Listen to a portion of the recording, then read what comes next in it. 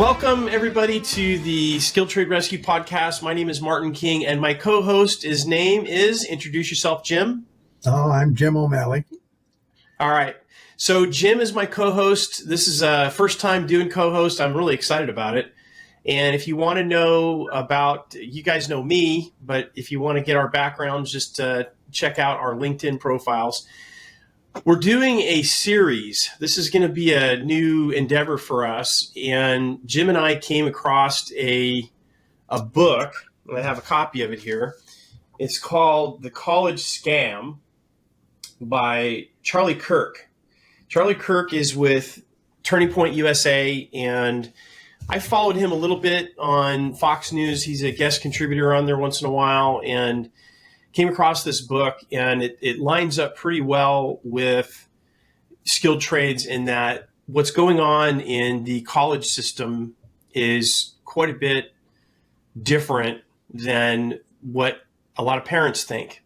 So we're going to be going through this book over the next few weeks. We're going to be doing a series on it. And basically what we're covering today is, believe it or not, just the introduction that Mr. Kirk puts into the book. Now, we are just putting this information out there. Jim and I have methodically went through and come up with facts that we've tried to back up what some of the claims that Mr. Kirk has made.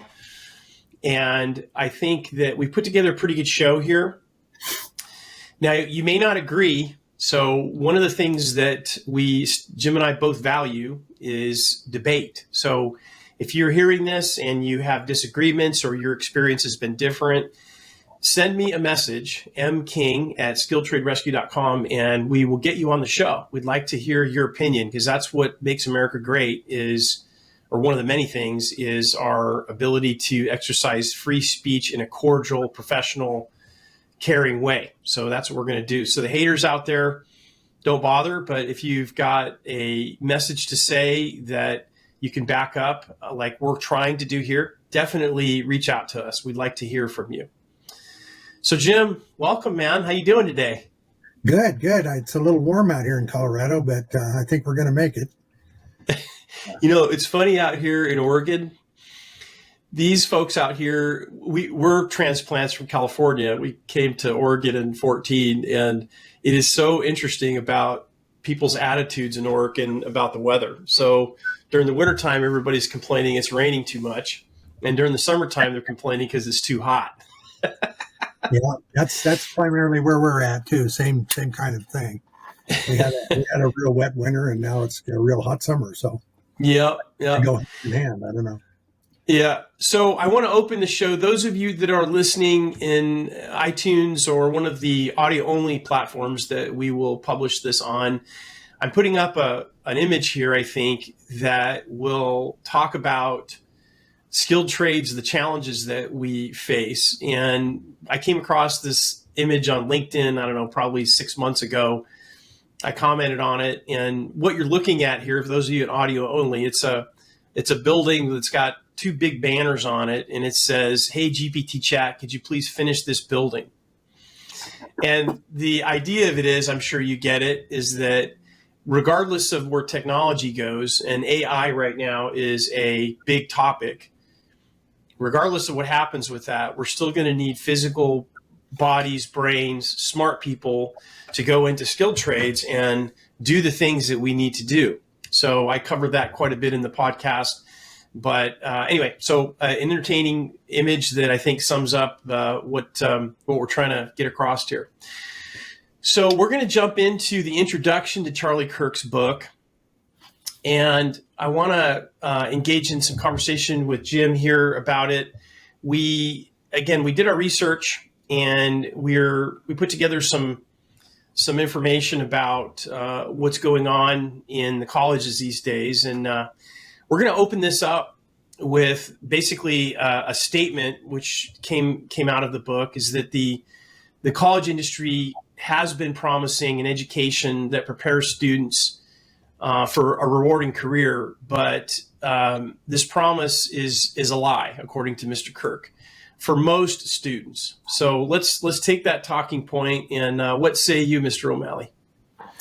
Well, I think it's I think what we've seen, according to the data, is over the last few years, we've seen about a 7.5% increase in the number of folks that are getting a bachelor's degree or finishing college and getting a bachelor's degree in whatever. The numbers, even though it sounds like a good chunk, which it is, 7.5%, it's not bad. I think we found in most of our reading and everything is that a lot of those 7.5% in increase were created with bachelor's degrees in areas of no skill or low skill that primarily don't lead to any kind of career options other than, here's your piece of paper, go find a job. So it's really not showing out that even though college has become a big business and people are moving to, the theory that you can't be successful, you can't have a good career, you can't be happy without a college degree is beginning to be challenged quite readily. So I think what we're looking at down the road is maybe a rethinking of this whole thing, even though college degrees and the big colleges especially, have such an inroad, have such a big stake in our economy and in our societies now. It's a mentality that, my kid can't be successful unless they go get a college degree, and that's proven out to be wrong.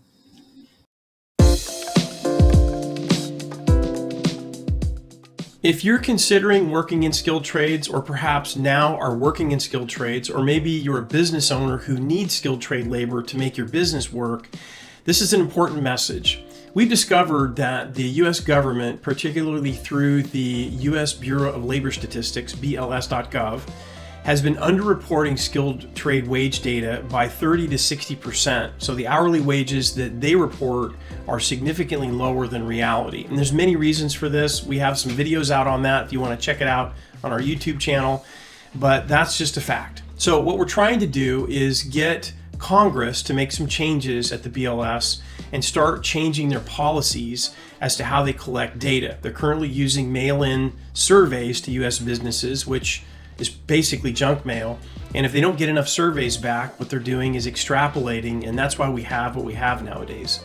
So let's solve this problem together, and to start that process out, we have to get the correct data out to people that are making life decisions. So do your part by going to skilledtraderescue.com, go to wage surveys at the top of each one of our pages, and take 3 minutes to fill out the survey. Your information is completely confidential. It goes into a big pot of information. You'll be able to actually see the survey results for the cumulative of people that have filled out the survey on the website.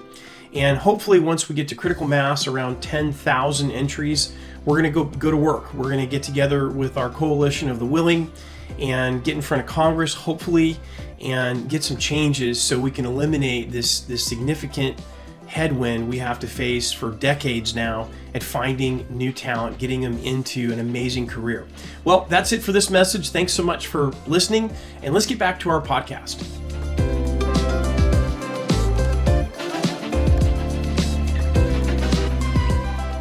Yeah, for sure. What a lot of people don't recognize out there is how big the college complex has become in America. If you look at the amount of dollars that go in every year into the college experience, everything related to college, it's around $600 billion per year. And the other thing that Skilled Trades is fighting against is the endowments of some of these colleges. You look at, and Kirk covers this quite extensively in the book, and we'll get into that later as we go through the series. Some of these colleges like Harvard have tens of billions of dollars in endowments. And one of the things that the colleges are that Skilled Trades is not is they're very, very organized. They've got a lobbying machine. They're using their money to make sure that the college message is consistent and strong because they've got a big complex that they have to continue to feed with new students, right, Jim? Yeah, and we found out a lot of in doing a lot of the research. We found out that there have been a lot of games played and a lot of financial games that have been put together to do everything from price fixing to collusion on numbers of students taken in and so on like that, to further guarantee that endowments were basically established to help with financial aid for students and to help student aid coming into their colleges, so that if they couldn't afford, more scholarships, more free rides, and those kind of things. And what they're finding in colluding with several of the Ivy League colleges, especially, is that that's not happening. What's happening is that they've gone from, in some colleges where 30% of all of the applicants that to their colleges were accepted, down to 6 and 6, 7, 8, 9%. And those that are being accepted are financially capable of pretty much taking care of themselves without needing any financial aid. At the same time, they've jacked up their tuitions, and they've taken in more donations, big donations, even foreign donations, which is another issue. And the bottom line is that their endowments keep growing because they don't have to spend that much, and their enrollments are being held down to a minimum, to where they don't have to put the money out of the endowment. The endowment just keeps getting bigger and bigger. Yeah, and a lot of this information came out of that big lawsuit, right? Right. There was Asian Americans were, I think they put together a class action and went after some of the big colleges, and that's where all this information came from, was out of that court case, right? Yeah, they went after like 14 of the big Ivy League and Eastern colleges that had huge endowments, like Harvard and all of them, and basically for colluding and price fixing. They were all raising their tuitions at the same time and bringing them up higher and higher, much higher than inflation, which we have numbers for that too. But they weren't, they weren't looking at trying to get more students in and more opportunity. They were looking at how to build their endowment funds up, regardless of the student. And where they do take in students that get student loans and so on, which is another issue. If they drop out, they drop out. So the student might be in there for 2 semesters or whatever, a year or whatever, and drop out with a huge, $20,000 student loan debt and nothing to show for it. And the colleges, they're not willing to use their huge endowments to help any of these students out so that they don't have that problem. So it's a double-edged sword. It's really getting ugly. And I think what's encouraging is that, to me, the American people are beginning to wake up to this and see this whole education monopoly in America is under attack right now, and it should be. Yeah. I was talking to a friend of mine a couple days ago down in California, and he was a guest speaker at a technical college called Wild Tech, I think it is. It was they were out of the Bay Area, and it was really interesting on how they were treated. So they got caught overinflating their job placement numbers. Yeah. So the technical colleges, they're held accountable because they're more part of the capitalistic society, right? So, they have a product, they sell said product. They do also get college funding. They can get student loans for some technical colleges if they're accredited.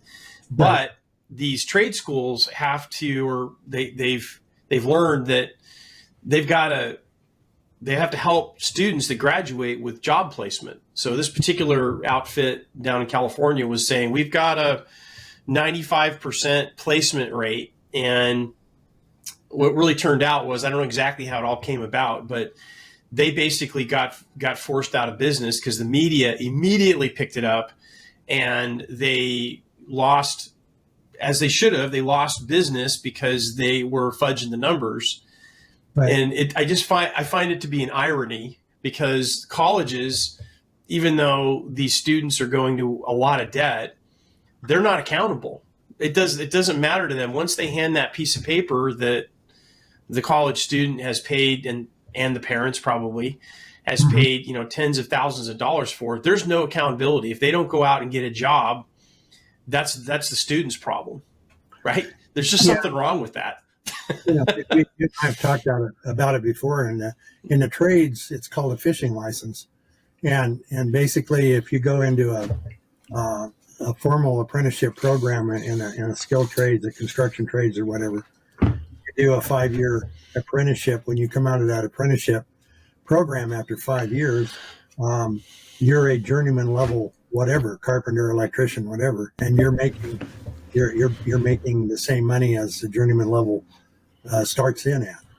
And you go out of college and you spend 4 or 5, and most of these kids are taking 6 years now to get through college to get an undergraduate degree. You come out with that, and you've got a huge student debt and a piece of paper, and good luck. Right. Hopefully you can find something. Well, that's a fishing license, and that doesn't really help you much. They're not easy to go with that. Yeah, there was a piece of data that you came up with, Jim. I want to share. This really shocked me.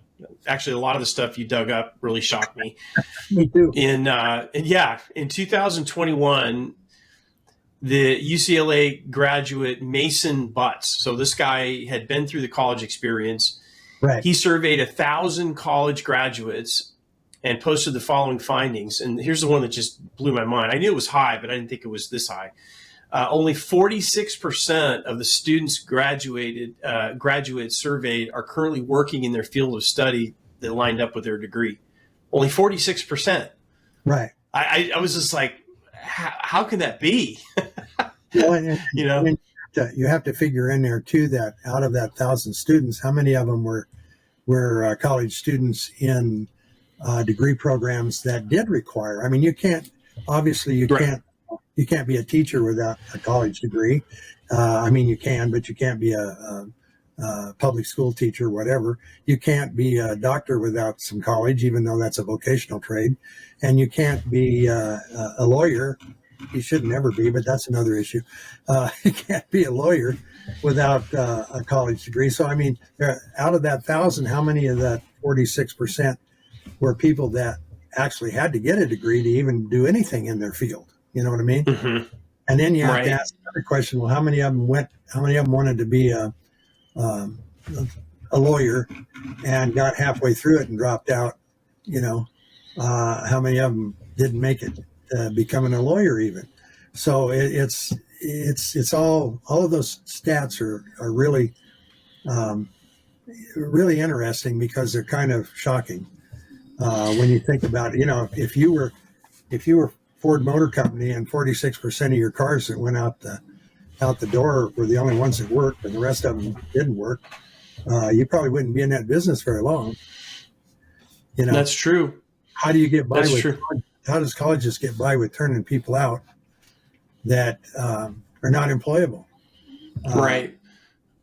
It doesn't make any sense to me. The other thing from that same study that caught my attention was, so out of the 1,000 people that this graduate surveyed, only 47% of the students getting ready to graduate, hadn't graduated yet, they're getting ready to graduate, were not very hopeful at all about finding a job within their scope of their degree. That's huge, right? So these are people getting ready to graduate that stuck through it, sat in all the classes, bought all the books, and racked up the college loans to show for it. But on the tail end of that whole college experience, they're saying 47% said, I don't know if I'm going to find anything. I'm not very hopeful. And that's a problem. Well, and I think that goes back to the bottom line in a lot of these colleges that, in order for them to grow by 7.5% over a period of time in a number of bachelor degrees that they have awarded, you had to come out with something that was easier for a lot of students to be able to get a bachelor's degree. So you came out with degree programs that aren't going to lead to anything, except I have a 4-year degree from ABC College that says I went to college for 4 years. Well, what's your degree in? Well, it's, animal husbandry or the sex life of the tsetse fly or something like that. It's not something that you're going to readily find any kind of a career in quickly in any kind. Whereas in skilled trades, you turn out and go right into you go to work because a lot of times you get paid while you're going to school. Well, the apprenticeship programs, you get paid all the way through them. Yes. Right. And right. Some other areas the same way when you go through skilled trade training. Some of the skill schools and some of the skilled trades don't have formal apprenticeship programs, but they still lead to, and they have you placed with an employer before you ever get out. You're working with them as an intern and learning the business from the inside. So, and usually most of those, there's a program in California that I used to be involved in, was the California Regional Occupation Program, where we actually took high school kids and young adults and put them with companies so that they had classroom time where they were learning the classroom stuff. And then, 2 days a week and 3 days a week, they were at a work site actually learning the job. Well, our placement rate was pretty high because almost all of those kids went to work for whoever they were placed with, because they had a chance to train them for nothing. They didn't have to pay them to be there. They were high school kids. They'd have to pay them to be there. And they learned a skill and went right into that trade, whatever it was. So there are programs out there, but they're not pushed. They're not encouraged. They certainly aren't marketed like the old college degree is. And right. And I think that's where the challenge is coming, because colleges said, well, we got to make all of these extra billions of dollars in our endowments and everything. So we're going to come up with all of these 4-year degree programs that really don't lead to anything, but it makes the kid feel better. So they'll have a college degree. They can say they have a college degree, even though it doesn't do anything but send them out the door with 4 more years of some kind of training or education. Yeah. Well, one of the things that I want to sort out in this series, Jim, is, all right, so we're gonna make the case, or we're gonna really explore what Charlie Kirk is getting into. And by the way, this book, and we're not making anything on the sale of this book. I'm not pushing this book. I just found it interesting, and one of the reasons why Jim and I are covering this is there's a lot of statistics, a lot of data in there that we're delving into. So before we put it up on the show, we're going to try and find backup information that sorts it out. And if we think there's something in here that's BS, we'll call that out too. Mm-hmm. So if any of this stuff that you guys are hearing out there you disagree with, or maybe you have a different experience, definitely let us know. One of the things we want to do through the series is define what's going on in the college system. And then at the back end of this, what's a plan for us to take back the, get skilled trades back to where it was back in the 40s and 50s, when we had our industrial revolution here in the US. Because one of the things that I started the show off with is this image of the, hey, GPT chat, finish this building image, is that a lot of these college degreed programs, these diplomas that are going out, whether it be for computer coding, whether it be for writing, especially journalism, I think that AI or technology is going to gobble up a lot of those positions. And you got to be ready for it. And that's one of the many benefits. Of course, I'm an advocate, obviously, skilled trade rescue, but I think that it's a lot harder to outsource and have technology gobble up trades, right? Yeah, it's if you can get AI to unplug your toilet, right, then you might have something that's going to affect the trades or going to build your building. I mean, they can come in and design it, and they can come in and knock the architects off of their little pedestal, and engineers and so on that are used to calc loads and to do all of those kind of things for construction. But I'll be surprised when I can see AI driving a nail, or putting a screw in, or unplugging a toilet, or wiring a house, or wiring anything where you're typically running wire somewhere. Show me wrong. I'm old. I've been around a long time, and maybe I'm old in my ways. But the bottom line there is that I don't see it happening. I think the big problem with AI is going to be where we've taken a lot of our careers and we've let a lot of our careers go away to other countries and stuff, a lot of our trade stuff. And still, even at that, um, China can't come over here and drive nails in our houses unless we let them. And, we've let all of this stuff slip away. We've got to get back to it. One of the few things we still have in America in car manufacturing, even the robots are taking over and starting to put cars together. But there still takes people out there on that line to make sure when they get done with it, that car will move, that works. And it's just, it's not fathomable for me to believe that AI can take everything over. I just don't see it happening.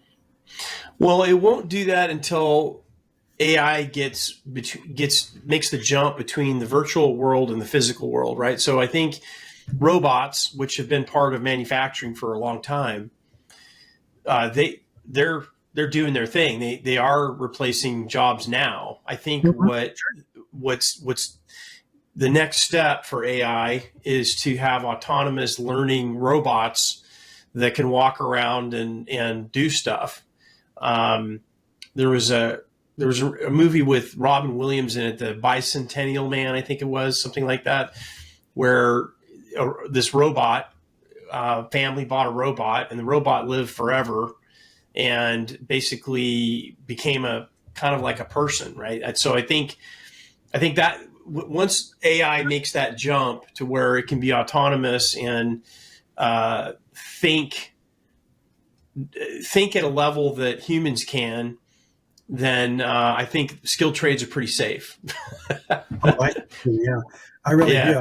I think it's, and if I were encouraging somebody, young man or young woman, young lady going into college right now, I would say, hey, if you're going to take post-secondary training, whether it's college or post-secondary skill training center or apprenticeship or whatever, think about what is going to be there for the rest of your life. You're going to live, let's say, by the time my great grandkids grow up, they're going to live to be 100. Okay, well, in the next 100 years, what do you think is going to be there? That's going to be, it's not going to go away or not going to get changed radically. That's going to take a hands-on to do it. What do you think that's going to be? And then go after that, not go after pie in the sky stuff or something that is, so academic that it's great to know that you're that smart. However, it's not going to put food on the table. Right. I think that's the bottom line. I want to, this is something I didn't talk over with you, Jim. Just this morning, it's interesting how these things work out. Just this morning, I was looking at my news feeds, and there was a report that came out by Fox News Digital. Reporter's name was Brian Flood.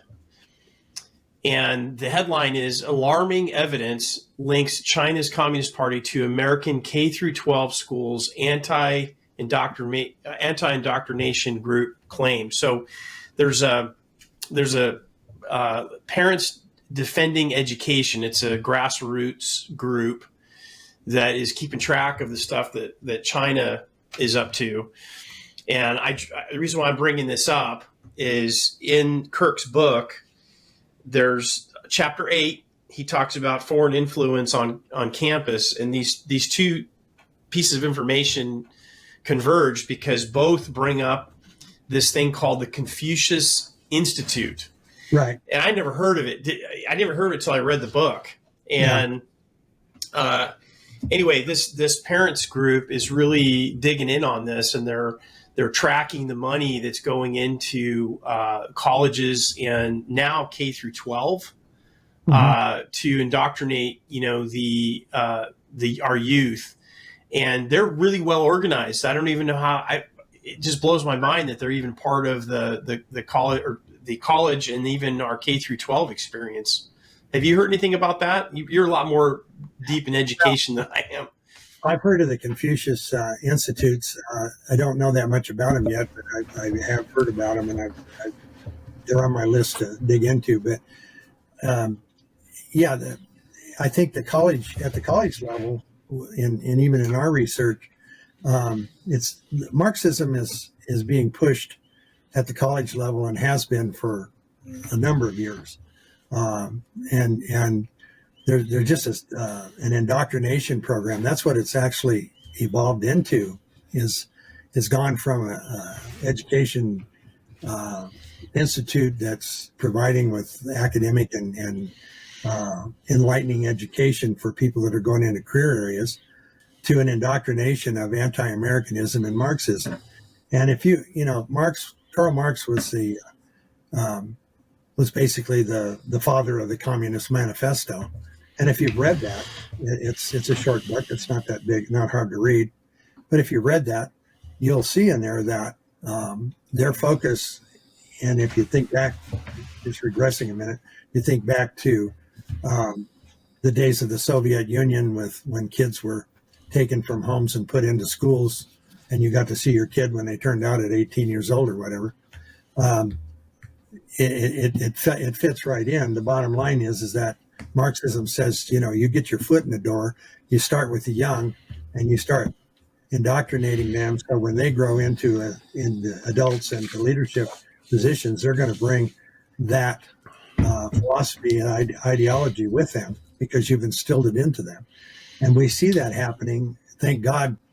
I don't want to say thank God for COVID, but because of COVID, thank God the mothers of the world got to see what their kids were being taught in public schools and their computers at home, and have stood up and said, wait a minute, I don't want my kid taught this. And of course, then they were told, in Virginia that basically, well, you don't have anything to say about what your kids are being taught anyway. And of course, that has created a whole new movement in America with education, especially in public education. And it's, if you take all of the dramatic things that are happening in the K-12 system, wokeism, gender identity, all of these kind of things, you can tie everything back to the Marxist movement in America to do one of two things. Years ago, back in the 30s and 40s, they started attacking religion in schools. No religion, no religion, no religion. Well, religion's pretty much gone in schools. It's not there anymore. Even if some poor old coach goes out after a game and gets on 50-yard line and prays and all of his kids join him, that can't happen. Oh no, we got to stop that. That can't happen. Okay, so nowadays he'll probably get fired. Well, he did. He got fired and he got his job. But anyway, nowadays, yeah, I remember that. We've moved from that now. We've got rid of religion in schools. Now we got to destroy the family unit, and we got to take over the family unit, and that's what they're working at right now. And if this is, I know this is kind of off of our subject area, but if the American people don't wake up, they're going to find themselves one of the richest communist countries in the world very soon, because we've already turned out two, 3 generations of well indoctrinated kids into the Marxist system, and they're now in corporate boardrooms. They're now in the government. Quite a few of them are on Biden's administration. It goes on and on. So I'm just saying it's Marxism, and in colleges that's where it got its toehold, was in college, because they said, well, we can do it in colleges. Well, then they said, well, that's fine, except a lot of these kids that are coming to colleges have already been indoctrinated into the family system and how strong the family should be and all this, that, and the other. So we got to do something to get down younger and get these kids indoctrinated so that they're anti-American and all that kind of stuff well before they even get to college. And right. So yeah, that's what this, I went ahead and clicked the link right over to the defendinged.org is the website. And the title of the investigation is the Little Red Classroom. And there's some interesting information in here, and I'm not going to read the whole thing, but there's 143 districts, both active and inactive, including 20 near military bases. that are currently working with the Confucius Institute. The funding between 2009 and 2023, I don't know if that's annually, it doesn't really say, almost $18 million. Let's see. Overview. Okay, here's the overview. It says Parents Defending Education uncovered contracts that show Confucius classrooms or other Chinese government-backed programs are still in operation at the following schools. Cloverport Independent School District, that's in Kentucky. Minnetonka, I don't know, Public School, that's in Minnesota. St. Cloud Area School District, Minnesota. Tulsa Public Schools, Oklahoma. Sisters, wow, that's interesting. This is where I'm at. Sisters School District, Oregon. Not a surprise, actually. Highland Park Independent School District in Texas, and Seattle Public School in Washington. So those are schools, public schools, some private, that have active Confucius classrooms in the districts. Very, very interesting. Yep. Anyway, there's a lot of information in this article. So this segues into, it's interesting that the Confucius Institute, with what I'm assuming is their Marxist agenda to get in and indoctrinate our K through 12s, I wonder why it's kind of difficult, or why skilled trades can't get in there and educate our youth on skilled trades apprenticeship programs and things like that, right? It seems like when we, again, I don't know, I'm still working on this angle, but it's not easy to get into public schools and present non-college concepts, non-college career paths to high school students in particular. It's hard to do that. It's not easy to get in there. Right. It's a situation, and I think you and I talked about it a while back, but it's a situation that you have to look at. You have to go at it, I think, a little differently than the way the colleges have gone at it. Colleges have always gone into secondary schools with this promise of, wonderful life, wonderful careers, big money, all this and that and the other. And then at the same time, the media has pushed the idea that you cannot be successful. You cannot make the kind of money that you can if you don't have a college degree. And so between those two factions right there, which are all basically controlled by Marxist groups, between those groups right there, they've pushed the American parents into believing that that's the only option. If the kid's not going to go to college, then they're probably not going to ever be successful at anything. And that's not true. But you have to go in, the schools know, they know for a fact what percentage of kids are going to go to college and what kids aren't. And they also know that the kids that are going to go to college, which is 60-some% now, that still leaves 40% that are not going to ever go to college, or not even planning on going to college. But they also know that out of that 60-some% that are going to go to college, all but about 37 point some odd percent, or 38 point some, whatever, just under 40% of them are never going to complete a 4-year degree in anything anyway. So they're going to have some other kind of opportunity if they're going to make a living and pay taxes.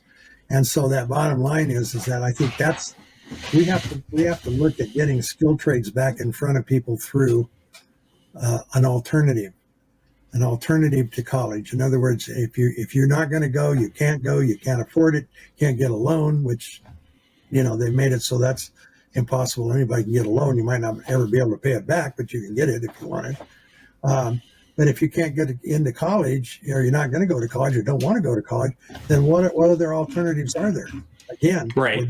We're back to the fishing license. Here's your high school diploma. Good luck. Hope you have a lovely life.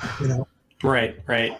Try the military. Maybe they'll take care of you. Or something like that. So go ahead. Sorry, Jim. No, I was just saying it just keeps going in that direction. If we if we can figure out as a country how to get back in front of the high schoolers and get back in front of kids, even if you can't get physically on the high schools, you got to get to them through social media or whatever, and you got to get them excited about the idea of a skilled trades versus a 4-year degree in something that's never going to amount to anything. And you got to once you get them excited about that, you better have a place for them to go to get information and to actually get some training. And that's the hard part. You're behind the ball on developing training. There's a lot of post-secondary training programs out there in skilled trades, and not just in apprenticeships, but in many different trades, from dental techs to whatever, business-oriented stuff, manufacturing, all that kind of stuff. It's just a matter of how do you get them all coordinated and get them to where the kid can go on their little computers or their phones or iPhones and bring it up and look at it and say, well, I don't want that. And then make it easy to get into it. Make it easy to get to, and that's the difference. It's easy to get into college, not easy to stay there, and certainly not easy to pay the price when you get out, but it is easy to get into it. So, Jim, you grabbed some really good information as we wrap up our episode here. I want to talk about the data that you came up with from Pew Research. This was really interesting. That April of 2022 Pew Research study. Yeah. Why don't you explain that data, and then I'm gonna go over a graphic that kind of backs that up a little bit. That I want to talk about when you're done with that. So you want to kind of give us the highlights of that Pew Research study that you found. It was very, very interesting. In April of 2022, that Pew Research they posted the statistics of a study that they had done. And basically all Americans 25 years and older, 37.9% of them have a bachelor's degree. And while 14.3% have a graduate degree. Now, back in the old days when I was still in the business, it was working with Bill Daggett from back east in his International Center for Student Leadership. He was talking about that was the club. If you weren't in the club, you weren't going to make it. You had to be in the club to make it in America. And in those days, the club was about half of what that was.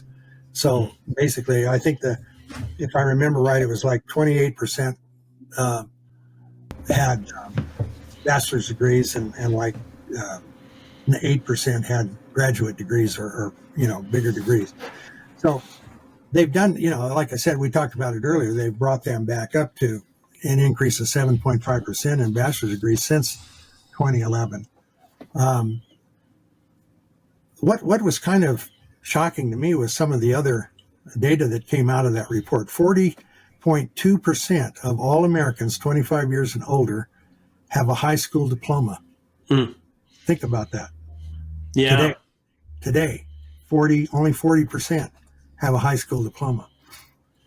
And actually it's 25.3% of that 40% have completed, 25% of them have completed some college without earning a degree. So out of the 40% that have a high school diploma, 25% of them have tried college and then dropped out for whatever reason, financial or didn't see any use in it. So it looks like women did a little. So that's primarily men, but women did a little bit better than that. Women, 46% of women have a college degree compared to 36% of men. Mm-hmm. Only 62% of Americans that start a degree or certificate program finish within 6 years. Right. 62%. So yeah, 38% of them that started never finish. Yeah. And then it goes on to say that in the National Student, this was all data from the National Student Clearinghouse. The Federal Bureau of Labor Statistics, our favorite BLS, says wage for a person with a bachelor's degree in 2021 between the ages of 22 and 27 is 52,000 compared to 30,000 per year for an American with a high school diploma. And that's a bunch of BS. Well, it's apples and oranges basically, right? Because you're taking the group of people that are college graduates, which is it's not a real strong percentage of those that ever went to school or went to college. You're taking that percentage and comparing it to everybody else. Kids that have never gone to college, never going to go to college, kids that have never even finished high school, kids that have never gone to work, young people, young families that are welfare families that don't work. I mean, they take all of that and weigh it against those with a college degree. Of course, the college degree is going to look much better. Right. But the bottom line is that out of that 52,000, how many of them are really going to go back to the other percentages? How of them are really making any money in their field of study, or they're just making a living somewhere doing something else? And that's, so, you got to weigh, well, then was college really worth it or not? That's the bottom line. Well, I get it. You know where I come down on this. I'm spending a lot of energy digging into our friends at the BLS, and I'm sure there's great people there, but their data collection is, let's just say there's a lot of room for improvement on how they collect their data. And in that Pew report, the thing that stood out to me is, people that don't go to college, basically with just a high school diploma, their starting wage is going to be $30,000 per year. Well, who are they comparing that to, right? So, getting out of high school could mean that you're working at Walmart, not that that's bad, or working at, Starbucks, again, not that that's bad, but I think it's out of whack because it's not that difficult to get into a trade. And most trades, and I would argue, and I'm collecting data on this through our national wage survey, is most skilled trade wages, electrician, plumber, HVAC, sheet metal, controls, you name it.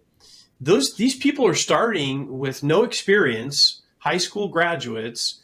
Maybe they got a certificate or something like that, some online thing or whatever, but their starting wage is at least $20 an hour. I would argue in big markets, $22, $23 an hour. But let's just say they start them, at $20 an hour. That's $41,000 a year, not 30, right? Right. And so the other thing I want to put up for those of you on audio only, check out the video. There's a graphic that I'm going to put up that sort of backs up what Jim dug up.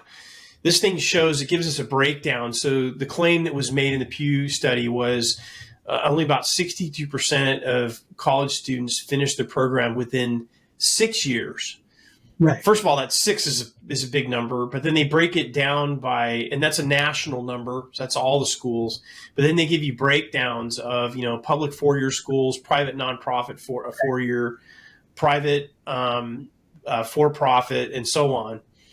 So the national average is 62.2% of the people that start their program finish it within 6 years. So again, there's that 40% that don't. The interesting thing that this graphic shows is that a lot of them, let's just say, let me pick a public 4-year school.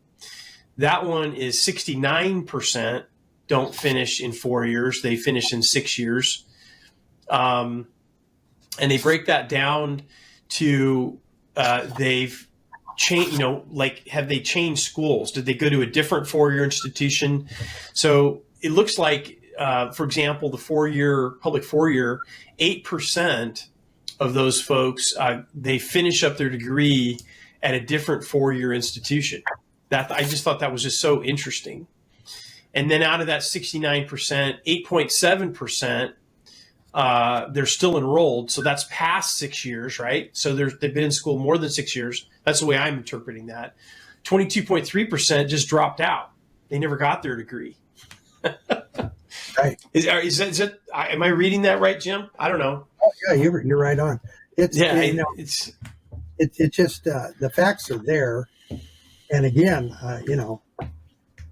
you have to say if this was a business and their product was turning out graduates, and their product was turning out young people that were graduated and prepared to go into whatever career, they're doing a terrible job, but they're making just all kinds of money doing it.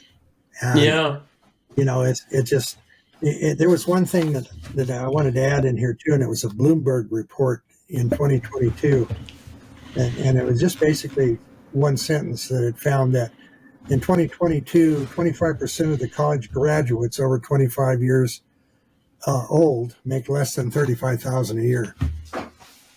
Yeah. So 1 out of every 4 college graduate of all of these other numbers that we've thrown out there, 40% that even have a degree or whatever, of that, 25% of that group still at 25 years old or better only make $35,000 a year. So where does the 52,000 go?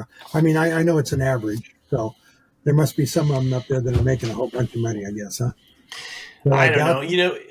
What I do know is you'll never hear these types of numbers on the mainstream media. You just won't. No. Yeah, you just won't. Here's the last one about this graphic. This just blew my mind. So, a private, for-profit 4-year school. So I'm assuming that would be like a Harvard, right? Right. I guess that would be Harvard, and you name it, Ivy League school. That one, only 46.4% of the people attending that school graduated in 6 years. Right. I mean, that's terrible. Yeah. That's absolutely terrible. Actually, out of that school, if you look at that, you break it down and it's broken down a little bit better. Only 36.8% of them actually graduated from that school. 7.7. Right, that's right. 7.7 went. Yeah, that's right. You're exactly right. Yep. So, 7.7 went to another school besides Harvard to finish out their degree. And here's the other big one. So 42.7. So 42.7 out of the private 4-year college, 42.7. They're not enrolled in any school, according to this Pew Research study, which means I'm just looking at the practical part of it. You got a student that went to school for 6 years, didn't get the degree at Harvard. They go in and they some of them move off to go to I'm guessing a cheaper college or another college or whatever.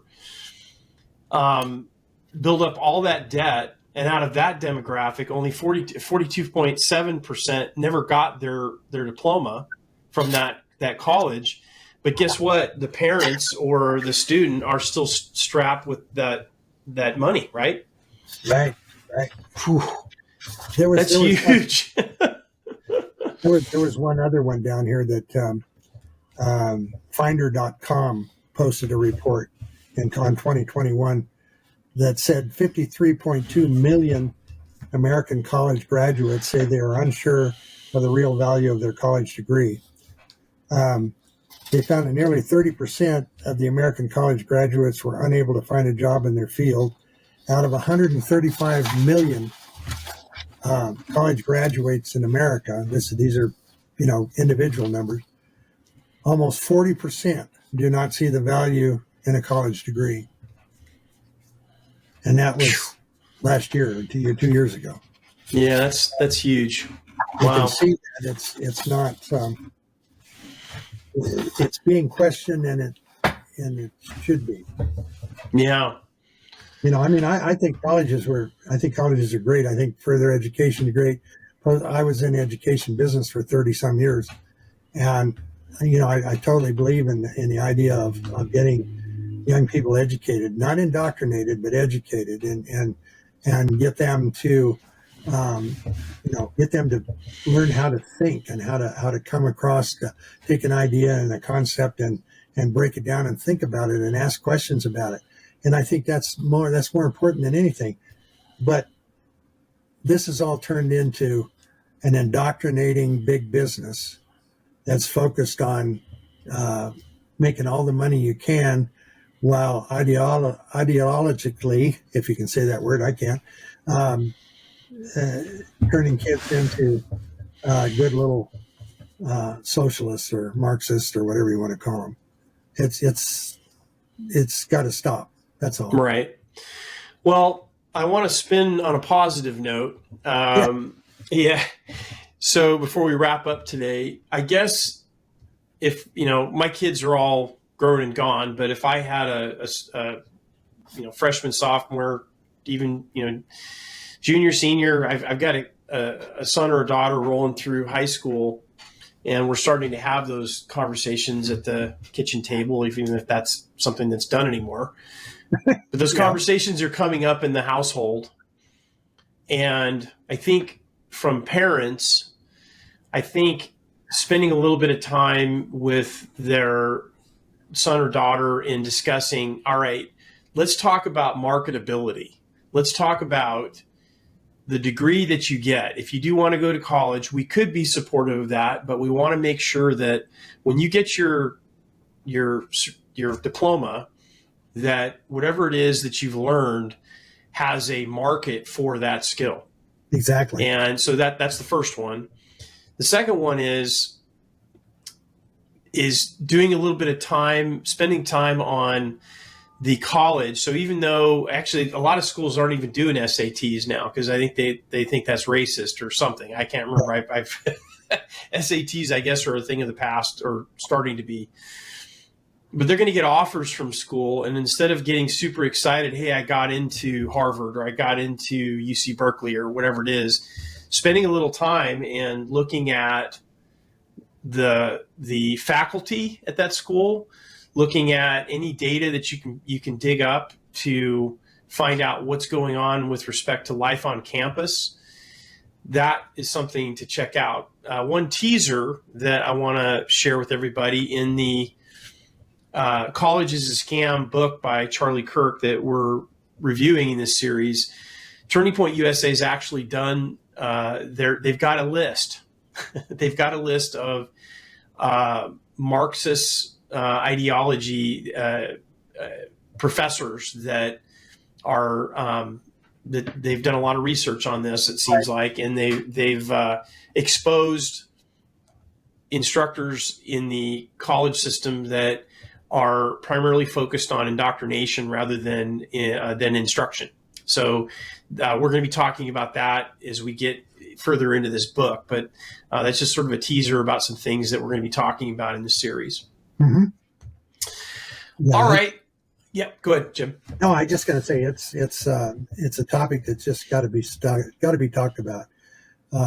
It's just like everything else. It's evolved into something that it's not doing what it was supposed to do to start with, and it's in my opinion, it's lowered the value of education in general.